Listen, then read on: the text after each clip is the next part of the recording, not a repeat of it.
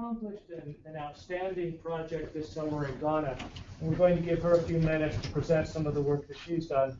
And then we'll take a minute to transition electronics. We'll have Dr. Granger at that time, and I'll introduce him later. Bryn. Like Dr. Benson said, my name is Bryn Fowler. I'm in my last semester of the MPH program here. This summer, I was part of the team that traveled to Kumasi, Ghana. I led a research team of 12 people.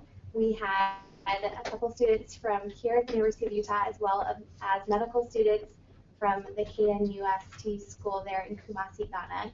We did a study entitled The Chief Complaint-Related Health-Seeking Behavior of Adults in Rural Ghana. We were evaluating community perceptions and perspectives. Our objective was to gain an understanding of the health-seeking behavior in the post-National Health Insurance Scheme era in Ghana. The National Health Insurance Scheme, NHIS as I'll refer to it tonight, was a program that was implemented in 2003 in Ghana, and it was really aimed to increase affordability and utilization of drugs and health services among the population in Ghana. This was primarily a qualitative study, and we did this by conducting exit interviews at several different levels of healthcare at what are called CHIP compounds, which are community health posts. We had 3 different community health posts that we were at, and that's pictured on the left there.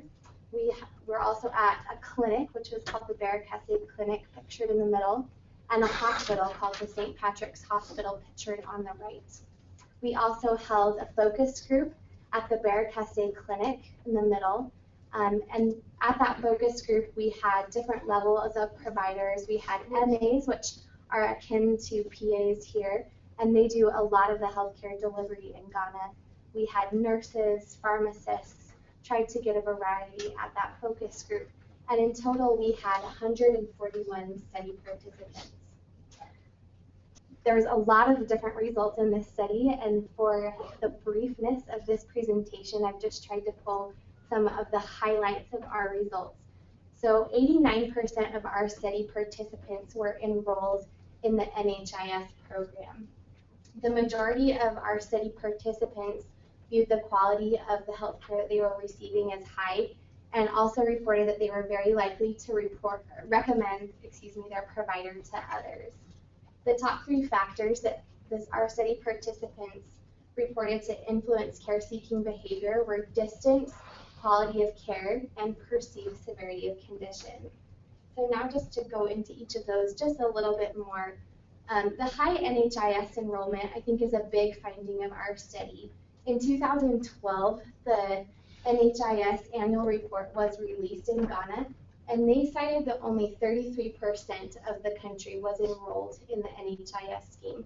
They did cite that the highest rates were in our study area, and that's probably because they have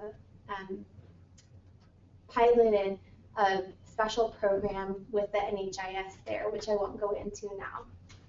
Like I said, quality of care was really important to our study participants, and so we see this as an important result to report back to healthcare practitioners there, that this is something that the healthcare industry should strive to maintain a really high quality of care in the clinics and hospitals, because this is so important to the community there.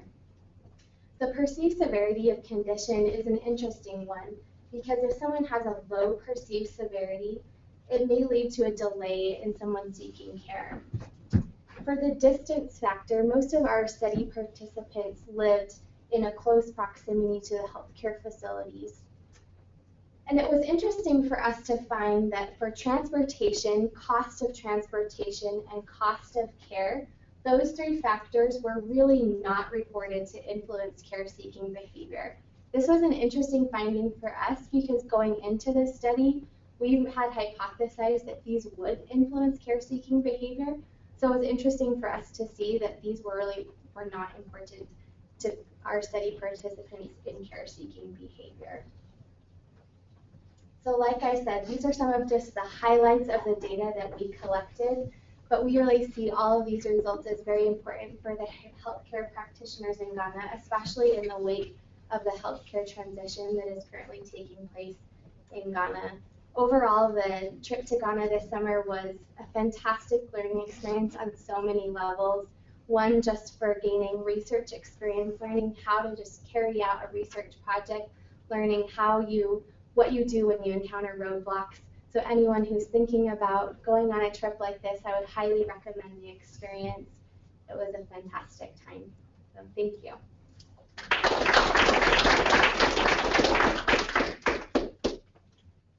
Thanks, Bryn. It was an excellent experience having Bryn over in Ghana with us. She did a fantastic job. And when she was describing the NHIS, it's been very interesting because as Ghana has rolled out their national health insurance scheme, they have gone to great lengths to try to make it available to individuals in the community and affordable. And so in the Ashanti area surrounding Kumasi has been one of the areas where they've done a lot of the pilot work in getting people enrolled. And so they have a higher than average enrollment in that area. But in the area that we're working, what Bryn was able to show is that with the community involvement at the BCCDP, that is elevated even more so than in the areas that are not participating with us in the BCCDP. So that's insightful. I just have a quick question. I got to go to Ghana with the School of Public Health years ago before you were a teacher here. And I was just wondering with, the Ebola and all that, I know my friend Sarah Ashby is having trouble even going back to visit her home country. And I was wondering if the University of Utah Global Health Initiative is still able to do things in Ghana this coming summer or if it's up in the air. Just wondering if that's impacted. So I was in Ghana about 10 days ago. Our plan is to continue working in Ghana. As of yesterday, there was more Ebola in New York than there was in Ghana. So we should cancel all plans to work in New York. Oh, no, I'm not saying that. I just know there were difficulties entering the country. Our plan right now is we intend fully on having our learning abroad program in Ghana in the summer. Now, if something changes between now and July, we'll certainly adjust based on the safety for both our students and staff and faculty. However, at this moment, we are planning our program for July 2015 in Ghana. Good, that's wonderful. So, let me take a minute. Today I have the pleasure of introducing what I'd like to say is a colleague of mine, but is really more than that. It's Dr. Don Granger. He originally came to the University of Utah, got his bachelor's here at the University of Utah, and then went on and did medical school, I don't remember where, here at the University of Utah. Then in Rochester for internship and fellowship and residency, to the University of Utah for his infectious disease fellowship, and then to Johns Hopkins for a biochemistry research fellowship. He's one of our outstanding professors of infectious disease here at the University of Utah. Now, when I was considering when I was going to medical school and what as a resident I would do, I had the opportunity to work with Dr. Granger. And I'll say, when somebody says, what do you want to be when you grow up? My answer is Dr. Granger. On a personal level, I have the highest respect for him as an individual and as a physician. He is the type of physician that I hope to be someday, for his knowledge and his caring. So I am extremely grateful to Dr. Granger for taking some time out of his busy schedule where he's preparing the BA for their Ebola concerns. So I'm grateful. He's a world-renowned malariologist, and he's going to talk to us about some of the work he's been doing on malaria. Thank you. Thank you. That's way too kind. Yeah, Grant, I was lamenting having to help prepare the Ebola response for the federal government at the Veterans Hospital. And Grant said you should mention something about that. I'll mention this. Last week we had a tabletop exercise where a government official came and presented a case, and each person on the team had to respond to this case of a person under investigation for Ebola virus. I sat there for about over an hour. This thing went on, and at the end I said, you know, if this, there are how many cases of Ebola in the U.S.? Four. And, you know, every year in the U.S., we have, I think the last data, there were close to 1,500 cases of malaria, many of which could be very serious, fatal malaria. And if that tabletop exercise happened to be a woman veteran, had have had malaria, she would have died. Because nobody could send blood to the laboratory because they were afraid it was infected with Ebola virus. And you know the bedside diagnostic cards that we use, you can take a finger prick of blood, touch it to a card, and diagnose malaria at the bedside. Those are so far back ordered, you can't get them for months because of this epidemic. So I think that may be a good segue into our research in nitric oxide. I didn't know about the global health audience, but I see you're very young. Are you all students? And just in terms of background, how many have had parasitology in their studies? You haven't had parasitology. Well, I'm in trouble. How many have had immunology? How many have had pathology? Okay. And how many have had physiology? Okay. Because nitric oxide is physiological, so we'll be okay.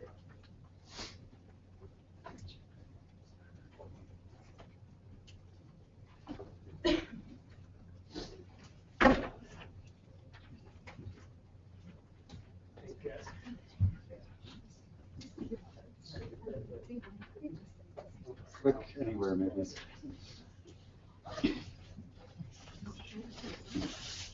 Oh, there we go.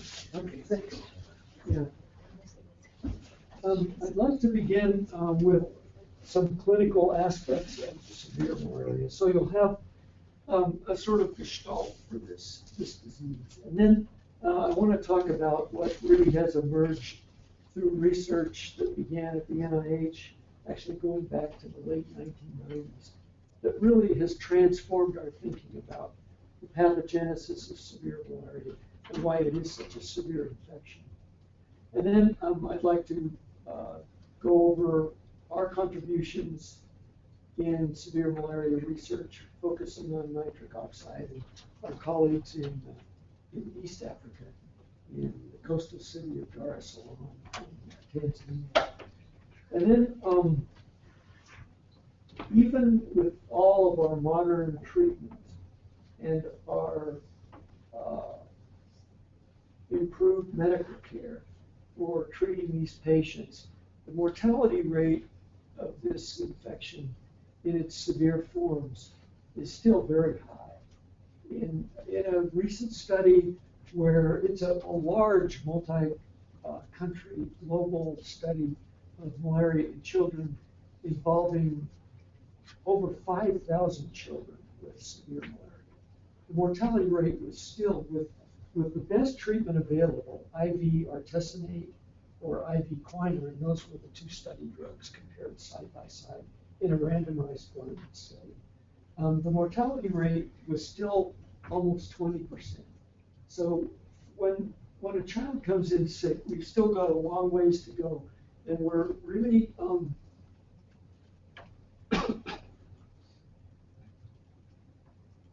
doing too well here. We're still focused on how we can improve treatment of severe malaria in these children when they present. Now, I grant you, in your field, you can influence and keep people so much healthier by preventing malaria, but we're not there yet. It's still a very common infection, a very serious cause of death in developing countries.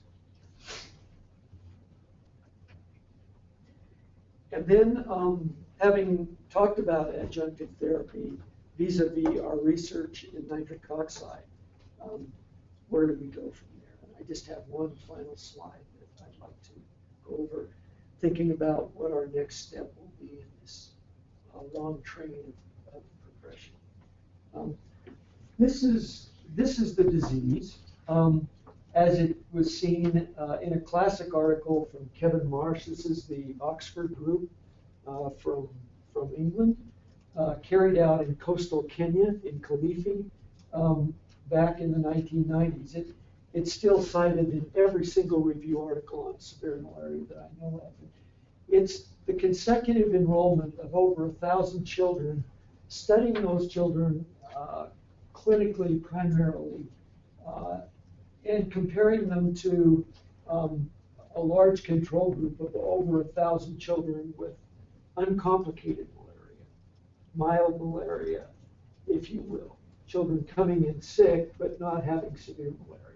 And severe malaria is classically categorized into three forms. One is malaria with impaired consciousness, or coma. And that comprised this Venn diagram. The circle is commensurate with the number of children in that group, 219. A large group of children with severe anemia. This is a hemoglobin of less than 5. So severe hematocrit of less than 15, hemoglobin of less than 5. Severe anemia with really a very low mortality rate as compared to cerebral malaria, much higher. And then this group of children, smaller group, with children with severe respiratory distress. This was thought really for many years to be due to pulmonary edema and acute respiratory failure. But as laboratories developed and as modern investigation advanced, this group of children have respiratory distress not because there's anything wrong with their lungs, but in fact because there's something wrong with their metabolism, and that is that they're extremely acidotic. They have metabolic acidosis, and you can see that in these 132 children, whether they're overlapping with anemia or altered consciousness, these numbers in parentheses are mortality rates in these groups. Look at this. I think one presentation I remember so well from the tropical disease meetings from northern Ghana, in rural Ghana, they enrolled a number of children with cerebral malaria, and the mortality rate in that group, they had hundreds of children. It was over 40%. So these are out in the villages where medical care is not, it's hard to come by, and care is very rudimentary. So this is severe malaria. There are other aspects of severe malaria: hypoglycemia, high levels of parasitemia, hypotension, etc. But these are really the issues that children present with. Alteration of consciousness. My talk is going to be primarily focused on this group with altered CNS status, altered consciousness, which we call cerebral malaria. I don't see him here, but one of our outstanding medical pediatric residents and former, well, he wasn't a fellow here, but you know Matt Rubin. Yeah. Yeah, when he was working with us in Tanzania, he made some of these videos. And here's a video of Jamal. Well, I don't hear the audio, but here's Matt, and you can see this child. He's just flat out comatose, and he's checking some. Okay. Well, there we go. So it's very noisy. This is a district hospital. There's a lot of noise in the background. But Jamal here is.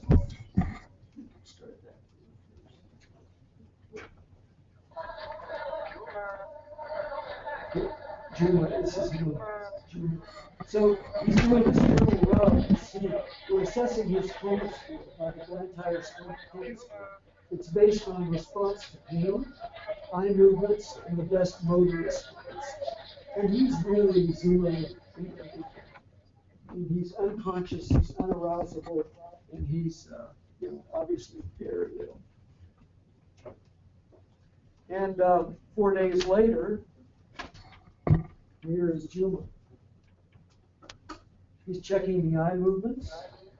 Can the eyes follow the mother?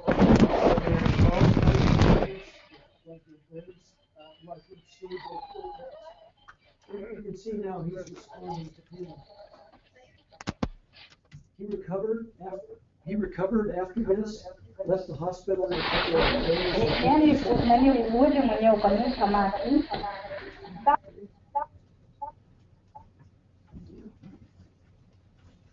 He's working out so well. Let's see.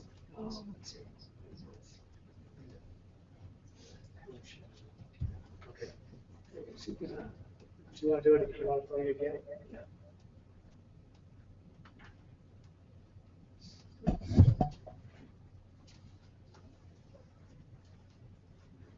So he's checking the eye movements. He's going to check for pain. Sometimes we'll put a pencil on the nail there. That's obviously a painful stimulus. See if someone will respond. This is his mother there with him. This is a child. This is a child. You can see, I think this child is, if you can play that over, is having seizures. If you watch the eyes right at first, and this, in his movements of his mouth here in his eyes, if you can play that.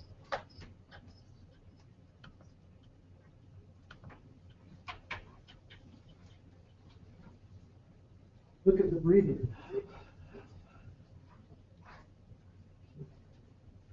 Juma had cerebral malaria.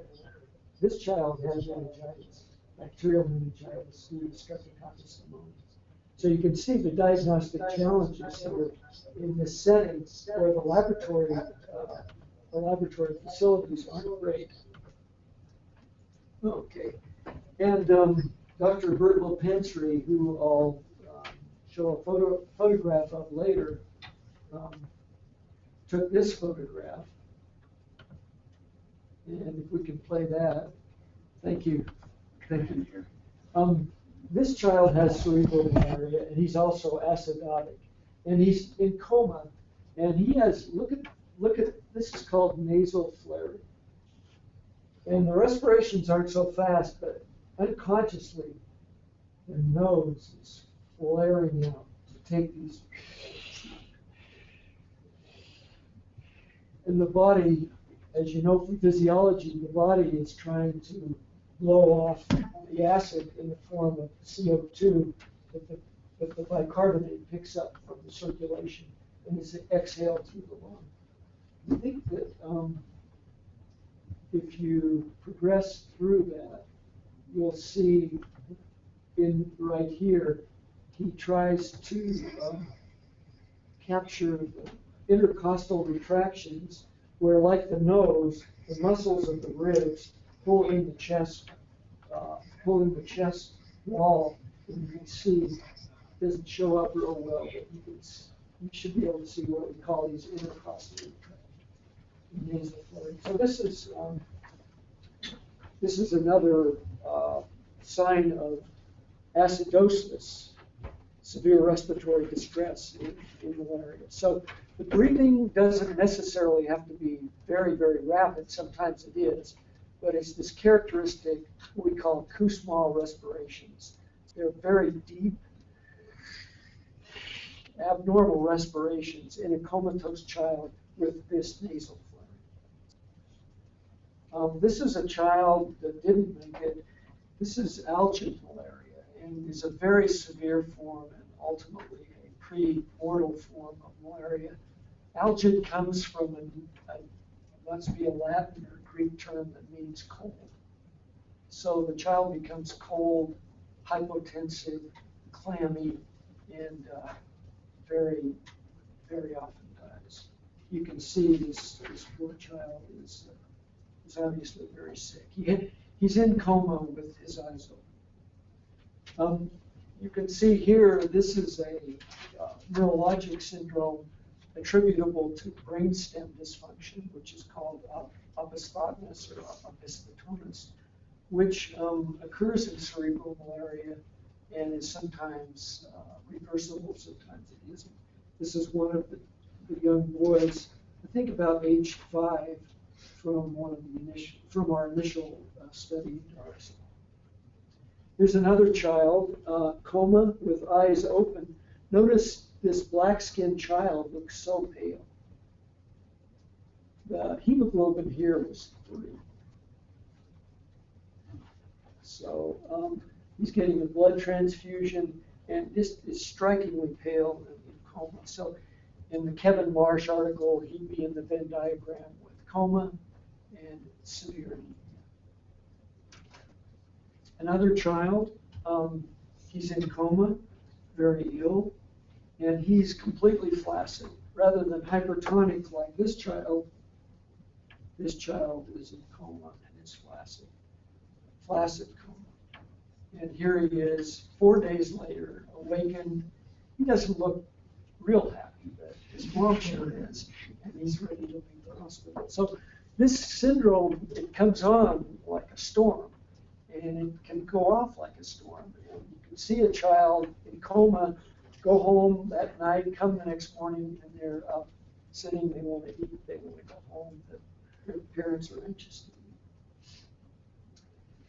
So here it is. Their bloodstream contains these red cells infected with Plasmodium falciparum. Notice, for those of you who've had parasitology, these are very early forms.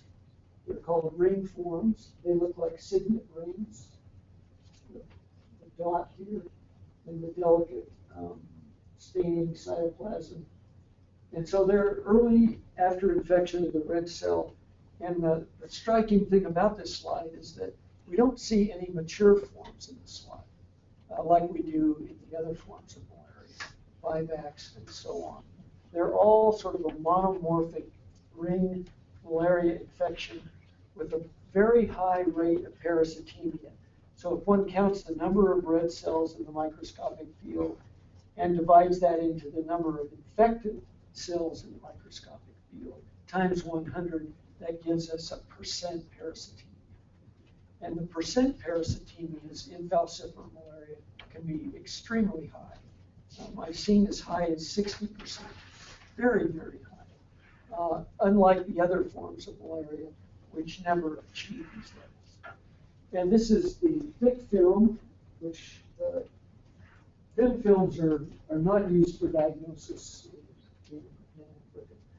Thick films are, so a drop of blood is placed on the slide. The red cells are lysed, and the parasites are stained with these. All these hundreds, maybe thousands of dots are all the circulating parasites released from their red cells after lysis. These are some white blood cell nuclei, remnants from the lysed red blood cells. But notice that, again, this is a very monomorphic picture. They're all really ring forms. Where are the mature forms of the parasite? This is not in a cycle like tertian or quartan malaria. The organism is in all stages of development. But in the circulation, there are only these ring forms. Where are the more mature forms? The immature trophozoites, the mature trophozoites, and the schizogony phase, where the malaria subdivides within the red cell to release a whole group of offspring from the process that we call schizogony. Where are the schizoites? Nope, you didn't do anything wrong. Some network issues. Uh-oh. Anything I can do? Nope. Oh, now you. I'll just click on the background one. Click on the background. Yep. Like that? Yep. There we go. On a higher power view, again, you can see these are all ring forms. Okay, moving to the next topic. A discussion of the pathogenesis of severe malaria. And the classical malariologists of the early 20th century and up to the 1960s, they maybe when they recognized malaria clinically in the field, they really looked at malaria in two forms: malignant malaria, which we just discussed, and then benign malaria. And these still are sort of useful classifications, perhaps. Malignant malaria is exclusively caused by plasmodium falciparum. Now, I grant you there are some severe cases of so-called benign malarial species, but these other malaria species, they're really outpatient diseases in the tropics. They don't kill people. They make people sick, anemic, and feel bad, and they can't go to work, but they don't kill people. Very rarely do they. And so clinically, there's a big difference between the disease I showed in the videos and photos and these benign forms of malaria. And as you know, in Africa, West Africa, East Africa, all through East Asia and India, falciparum malaria is a big problem and is a lethal disease. More recently, a third group is now added. This is found in the rainforests of Borneo, in Indonesia, in Malaysia, and that's the monkey malaria, which can be severe in humans. And some of my colleagues from Australia are doing epidemiology on Plasmodium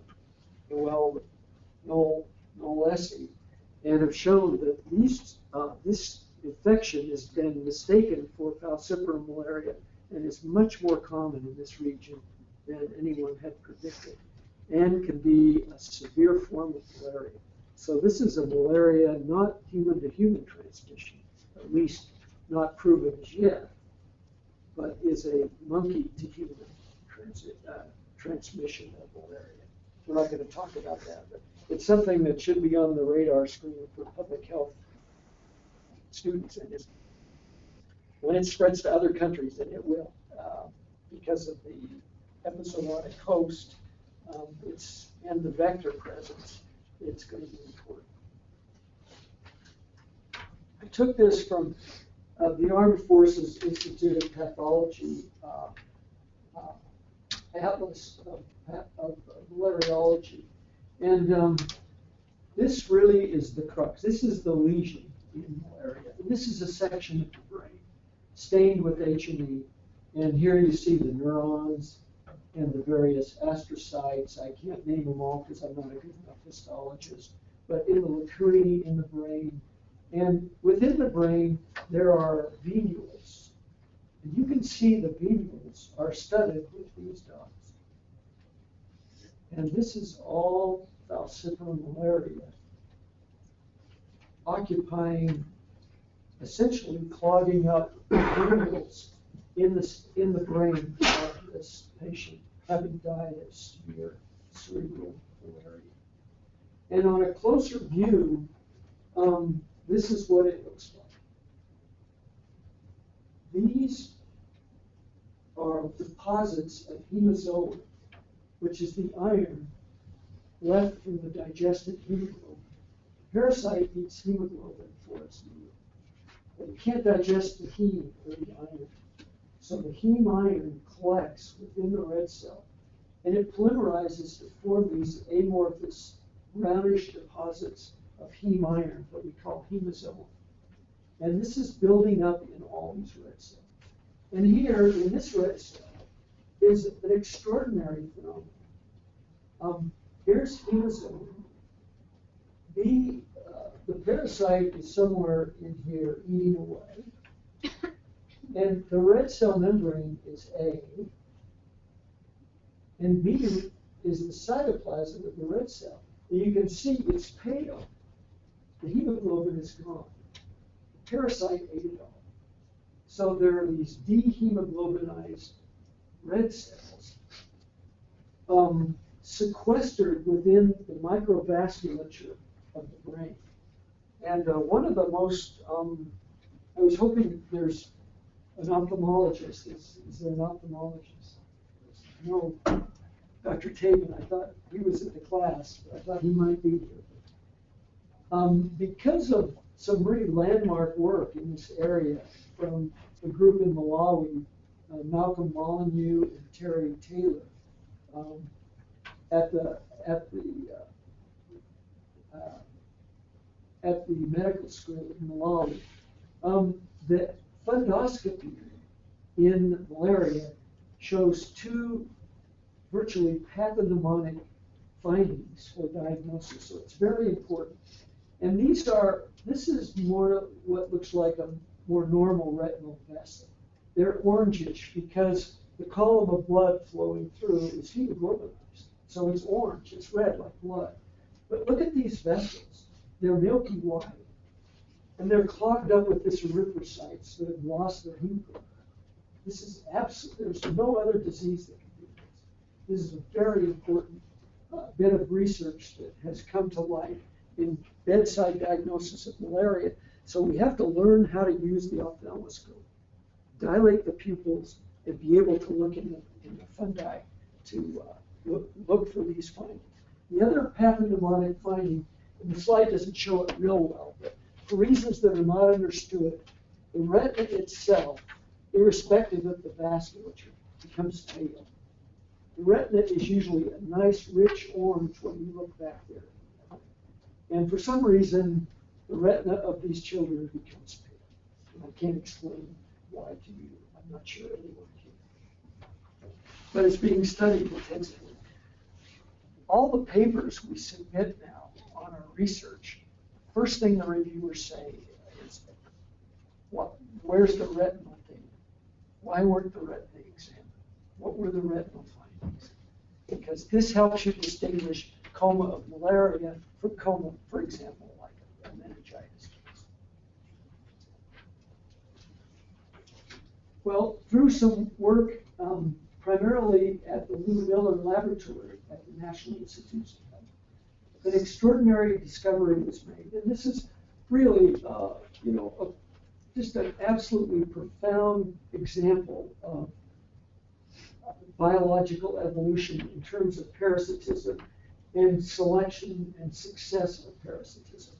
As it turns out, the malaria parasite encodes proteins which traverse the malaria parasite membrane and establish a highway underneath the red blood cell membrane for the transport of malaria-encoded proteins to assemble a complex multi-protein organelle, which is called a knob. You can see it's a knob. Here's the red cell membrane. And here's these various, there's cytoskeleton proteins. And here's this traffic way that leads to the assembly of this knob. And on the surface of the knob, sticking out from the red cell surface, are Plasmodium falciparum erythrocyte membrane protein. And some other proteins, HR histidine-rich protein. Histidine-rich protein 2. Any malariologists here? You know what histidine-rich protein 2 is? Why that's important? Yeah. It's only found in Plasmodium falciparum, not in the other species. Yeah, and this is the basis for our bedside diagnostic card. Remember I talked about the bedside diagnostic card. And this protein is, you can see it's secreted into the plasma. So there's a card, you can just check that card for here. If it's positive, it's got to be falciparum. Good. We're going to focus on this Plasmodium falciparum erythrocyte membrane protein. Now, if there were only one protein, I think that malaria wouldn't be bad, because all the host would have to do is make a neutralizing antibody to the epitopes of that protein. And this knob could never find its receptor. Here's a red cell scanning the end. it looks like goose flesh. And these are all knobs. It's studded with these proteins. It just expressed all over the red cell. And here's this traffic byway in scanning EMs with the assembly of these proteins, and these are the knob proteins. And here they are at the surface of the red cell. And this is immunoglobulin staining with antibodies against knob proteins. And you can see they're projected from the surface of the red cell. And the important thing about all this discussion is this. Here is an endothelial cell within a venial or a capillary. And endothelial cells have all sorts of receptors. And a main receptor on activated endothelium in the brain is ICAM1, the intracellular adhesion molecule 1, that white cells use to grab onto when they want to immigrate into the brain to fight an infection. The knob has come along and has, in a savage way, captivated this expression of the endothelial cell receptor to bring about its adherence. So these erythrocytes that are infected with Plasmodium actually physically stick to the endothelial cells, to the endothelium in the capillaries and venules of the brain. And that explains why the vessels are clogged up with parasites. Now again, if you could just give an antibody to neutralize these non-proteins, I don't think you'd have any disease. You wouldn't have any disease. The problem is that it turns out that after the p-falciparum genome was sequenced, a study result was evident. And that was that these knob proteins have at least 60 different copies in the plasma. That means it can constantly change its antigenic epitopes. And trying to overcome this with antibody-mediated immunity, eventually it works, but it's a futile effort initially because new strains infect children and the antibodies aren't present to the new protein, so the organisms are able to replicate. So why is sequestration important? This attachment, physical solid adherence of infected red cells to the endothelial microvasculature of the brain, the retina, and other organs. It takes these infected red cells out of the circulation. And what that does is the RAS is trying to clear these things out of the circulation, like it does for Vivax or Ovalin. But in these sequestered sites in the microvasculature, the host is put at a tremendous disadvantage. It's why this disease is so dangerous in non-immune individuals like us in this room, like pregnant females where sequestration occurs in the placenta, and in children who have not acquired immunity early on in life. So these organisms can essentially replicate at will in this intravascular sequestered site, which is very difficult for the host to try to combat immunologically with innate or acquired immunity. And it also explains the absence from of the mature forms in the circulation, because knob expression occurs only in the later stages of the cell. That is, with mature trophozoites, immature trophozoites, and schizoites. So all the rings circulate, but the mature forms are all sequestered in the microvasculature. Plasmodium falciparum loves this sequestration site because, as you know, in the venial, the carbon dioxide concentration is high from all the cellular metabolism of the tissues, and we know that the pH of venous blood, as it has passed through the capillaries, dumps its oxygen in the tissues, lowers the pH with PCO2, with carbon dioxide coming in. And these organisms, they love a lower pH, around 7, a low oxygen tension, and a high carbon dioxide tension.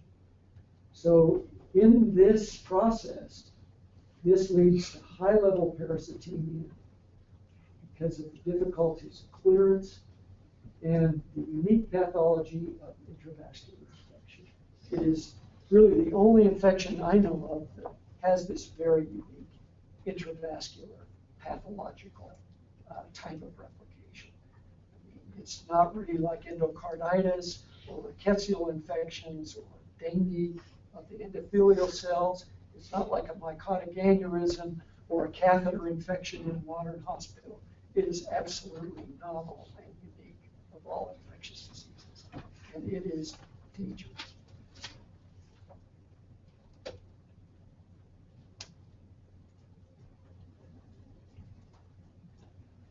Any comments or questions about sequestration? My time's running out here, so. Now I'm going to talk about our research, and this is arginine is the substrate for the enzyme that produces nitric oxide, and we began to study this way back in 1993 when I was on the faculty at Duke with a Duke infectious disease fellow, Nick Anstey. And I'm going to very briefly I'm going to talk about some of this research. Let me just say, it's sort of an overview, if I could make a sort of a very elementary analogy. Nitric oxide is synthesized in the endothelium of the body. And, it greases vessels. It dilates vessels. It interferes with platelets sticking to vessels. It interferes with anything sticking to the inside of vessels. It downregulates endothelial activation. So having said that, you might think that this would be a good thing to have if you wanted to combat the sequestration phenomenon. So follow along with me. That isn't the way it started. This was, at the time, nitric oxide, that dot is an unpaired electron. It's a radical. And back in sort of the heydays of nitric oxide research in the early 90s, we hypothesized that this molecule, which we knew was induced in a big way by pro-inflammatory cytokines, led to brain disease by virtue of its reaction with oxygen to form oxygen radicals and reactive nitrogen intermediates like peroxide nitrate. So we expected when we enrolled children with cerebral malaria that we would find that these metabolites of these short-lived oxygen and nitrogen radicals would be very high in body fluids of these children. And this was our hypothesis. And our aim was to enroll children with cerebral malaria and controls and measure their systemic nitric oxide levels by quantifying their metabolites. We looked at metabolites in the blood, in the urine, in the cerebrospinal fluid of the brain through lumbar puncture, and we looked at the activity of the enzyme in mononuclear cells that were circulating. These are the lymphocytes and macrophages that the body attempts to muster up to fight this ugly sort of pathology of sequestration. Sort of as a digression, I should mention that the vessels of sequestration, when one looks carefully at the cellular content of sequestration as it occurs in the venules, it's not just infected red cells. There are lots of platelets in there. There are lymphocytes. There are monocytes. And there are actually uninfected red cells, which are stuck in this conglomeration of infected red cells, uninfected red cells, platelets, lymphocytes, and monocytes. There are no neutrophils. So we looked at the levels in circulating mononuclear cells as well. And these are the results of that initial study that we published in the Journal of Experimental Medicine back in 1996. And you can see, to our surprise, here is either the immunoblot density for nitric oxide synthase in circulating mononuclear cells on a standardized scale relative to a standard, or the plasma, or it wouldn't matter if we looked at the urine, nitric oxide metabolites normalized for the creatinine concentration of the plasma. That was to get around the potential confounding variables of dehydration in urine and plasma.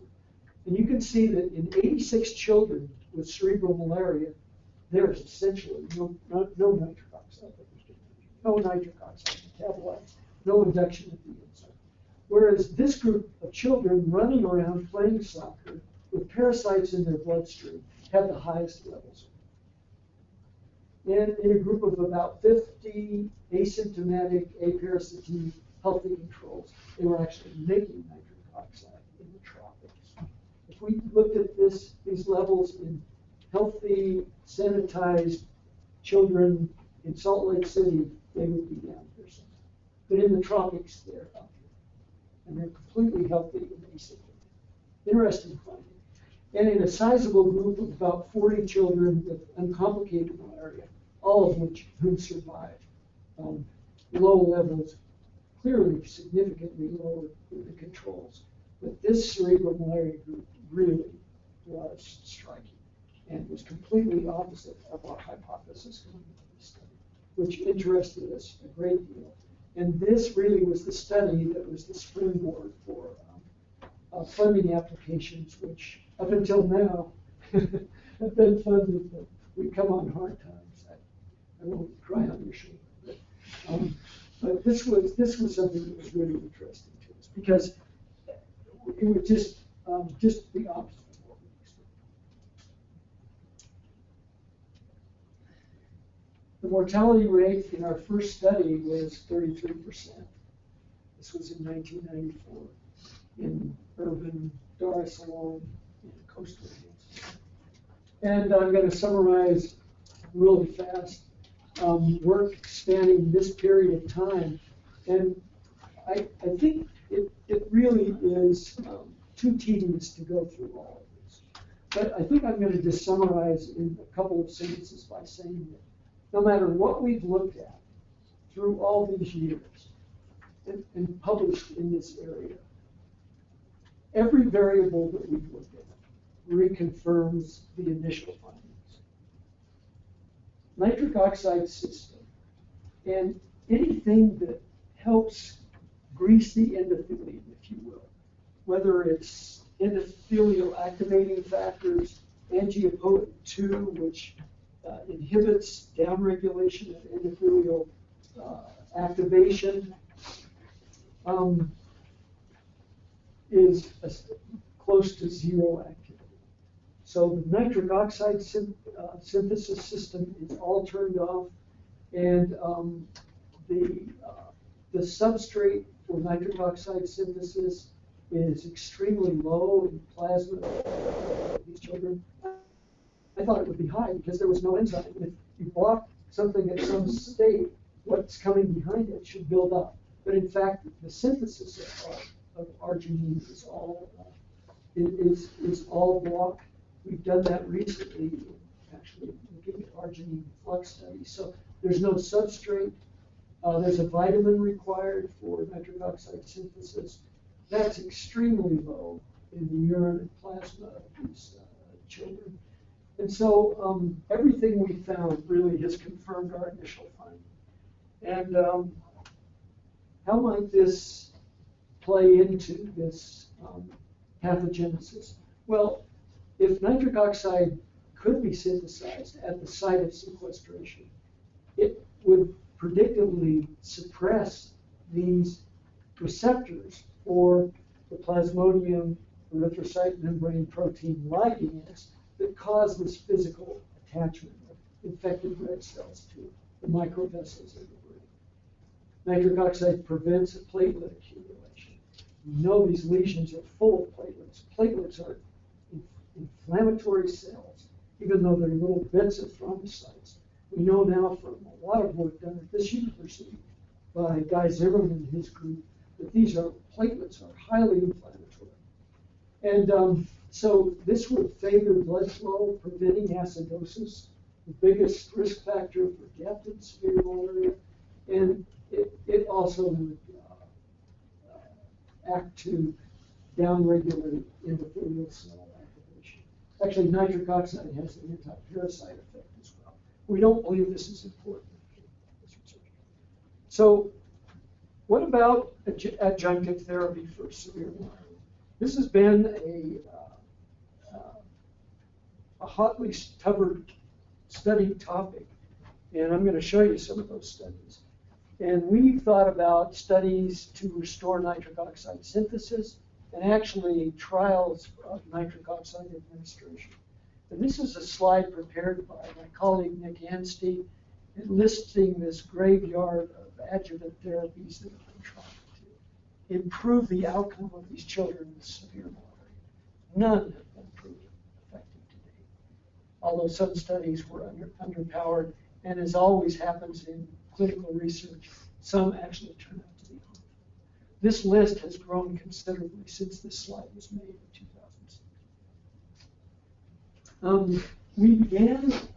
Nick began well-designed studies looking at the substrate for nitric oxide synthesis to try to restore by providing arginine into the circulation, synthesis of nitric oxide at the level of the endothelial cell.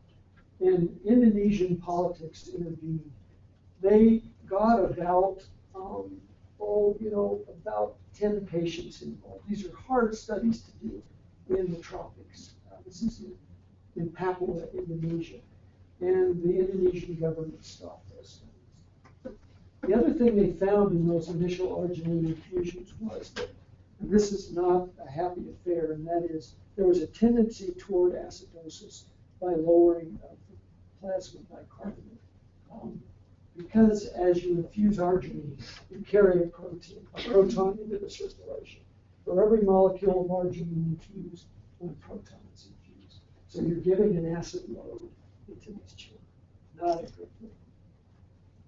At the meeting this year, were you at the ASTMH? There were two studies, actually based on our work, there were two studies of inhaled nitric oxide trials in children in Uganda with severe malaria, with cerebral malaria. There was no toxicity and there were no effects on outcome measures. But when nitric oxide, when it's inhaled into the lung, it's used in childhood pulmonary hypertension early in life. But it doesn't make it past the lung. We need nitric oxide in the circulation, up in the brain, in the microvasculature. I think that has any chance of working. And they didn't have any systemic measures of nitric oxide levels, so we don't know if they ever made it past the lung. So although these studies are not positive, I don't think they dissuade us from the idea that this still would be a possible route to pursue. But I think that one could look perhaps at a more global view of this phenomenon. And in this very complicated slide, I'd just like to summarize some of the data that we've recently collected on these children with cerebral malaria from Tanzania. And that is that in sort of the classic immunologic response, a non-immune host, the child, is infected. And in this case, there's a mononuclear cell response. And when I was a student, monocyte or macrophage activation occurred along a linear pathway. That was actually demonstrated, expounded upon, and published in Science magazine by a professor emeritus at this university, Dr. John Hibbs, who you know was your leader as a fellow and as a house staff. But now in modern immunology, we know that at an early stage in the immune response, the macrophage or monocyte and the lymphocytes that talk to these cells, there's a split in the brain. And they take one of two paths. And those paths are what in immunological jargon is called macrophage M1 activation, or classical activation, which is driven by these pro-inflammatory cytokines. It correlates with a Th1 type immune response of cell-mediated immunity, mediated by CD4 positive cells. Alternative macrophage activation is mediated by a different set of cytokines, leading to a Th2 type immune response and humoral immunity helper T cells. And recently we found that looking at these cells, every marker that we look at is highly positive in the mononuclear cells of these children. And we know there's no NOS enzyme. We have looked at superoxide production by this enzyme. And the cells of these children have clearly gone in this direction. And I want to say that now in studies in Australia, one of those studies was in that whole line of studies that I showed you. It was done by Dave Pombo, one of our former fellows here. He was in Australia. And that is that early on in infection of non-immune human hosts, infected experimentally with blood stage PFAS in Australia, IRB approved study, the cells definitely go down. Now the infection is avoided with drugs. They don't get sick. But initially, there's good data to show that the host responses to this drug. And we just wonder whether it's a cause and effect is impossible to say. It looks to us like the children that take this road, they correlate severely.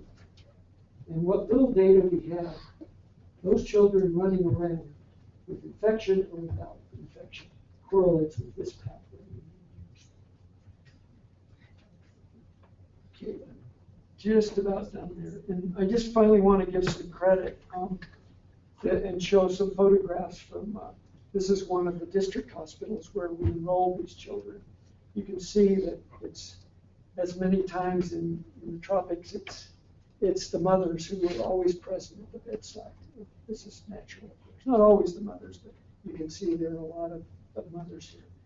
And you can't see very well, but here's one of the pediatricians and the laboratory manager searching for possible cases on this very floor-worn ward of the district hospital in Guantanamo, Dar es Salaam.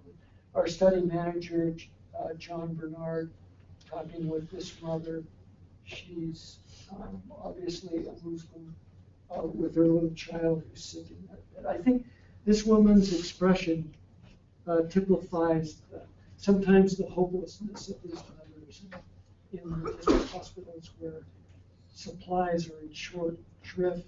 The children are so sick, and at times life just seems hopeless. It can be a dreary sort of. This is you can see they call it Utah University. Everything is Stanford University, Harvard University, Princeton University. There's no university of such and such because, of course, they have no states. So this is Utah University. This is our private hospital. We're working, medical school. We're working with the head of pediatrics there, Professor Moicampo.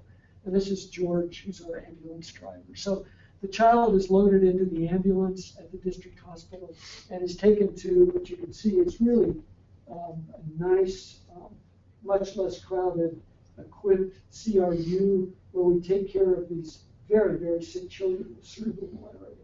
And there's so much more to tell about this because we've enrolled a whole bunch of kids that come in with coma without malaria. So they have non-malarial comas, like that kid with meningitis. And that is just turning out to be a gold mine of information as we begin to study these non-malarial coma cases in this setting. Viral discovery, bacterial pathogens, what are they? Poisonings, trauma, all the things that can lead to coma. And here's Dr. Jackson, who's actually Congolese fled eastern Congo during the disruption of the terrorism and came to Dar es Salaam working as a pediatric fellow, and Stephen, our laboratory manager. And here's Professor and Wakambo. They're working in the CRU with Sophia, one of our study nurses. And here's a group picture. I don't know if you know Kirsten Keones. She's a parasitologist at ARUP. She went there to do parasitology training in our lab there. And laboratory manager, here's a computer expert, study manager, Irene, data entry, and professor here. And Salva Florence, one of the other pediatricians who's helped a lot on these studies. And you may know Rebecca. She was a student at your public health school. Does anyone know Rebecca?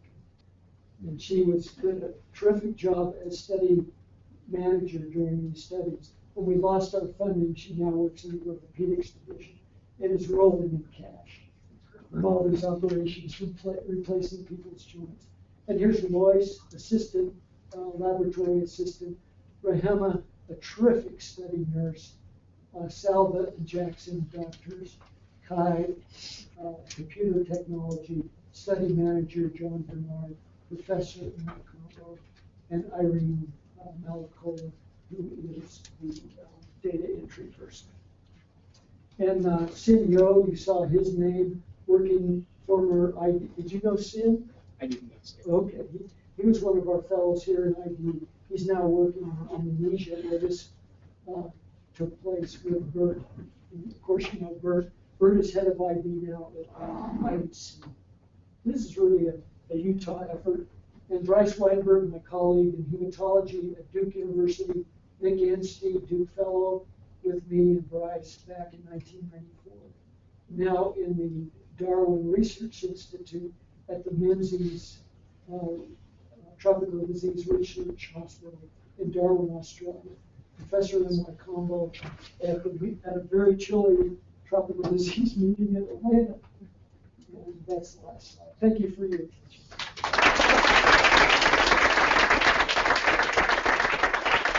Sorry, I took up all the time. Well, a couple of questions, and we had a question coming online. Oh boy. Would you comment on the use of nitroglycerin? It's been thought of, and it's been really discussed extensively. Its half-life is too short, and but it could be infused. The potential hypotension is something that we're concerned about, but it's a good thought. There's a molecule called nitrite, NO2-, which is converted by the body into nitric oxide, and the red cells do. And nitrite is actually used for carbon monoxide poisoning. So it's an FDA-approved medicine. And that's probably going to be the next trial because it can be infused safely into individuals. Nitroglycerin, I think is a very good suggestion. Thank you for that question. Other questions? It's getting late. I hope I didn't just. It's all very technical. Sorry. All right. Dr. Granger, thank you for your time. Again, get that